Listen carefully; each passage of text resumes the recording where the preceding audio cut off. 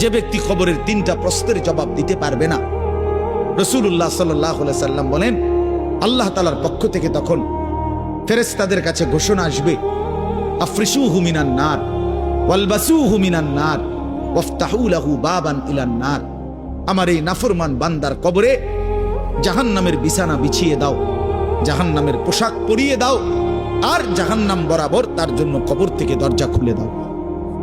ফেরেশতারা যখন এই কার্যক্রমটা শেষ করবে, প্রথম জাহান্নামের বিছানা বিছায় দিছে, পোশাক পরায় দিছে, জাহান্নাম বরাবর দরজা খুলে দিছে, আল্লাহর নবী সাল্লাল্লাহু আলাইহি ওয়াসাল্লাম বলেন একজন ফেরেশতা এসে তখন ফায়ুদরাবু লাহু বিমিতরাকাতিন মিন হাদিদিন, নবীজি সাল্লাল্লাহু আলাইহি সাল্লাম বলেন তখন একটা লোহার হাতুড়ি, লোহার গুর্জ, লোহার হাতুড়ি দিয়ে একজন ফেরেশতা তাকে একটা আঘাত করবে। কি আঘাত? কোথায় আঘাত করবে? সরাসরি হাদিসের শব্দ, বরবাতান বাইনা উজনাইহি, তার 2 কান বরাবর একটা আঘাত করবে।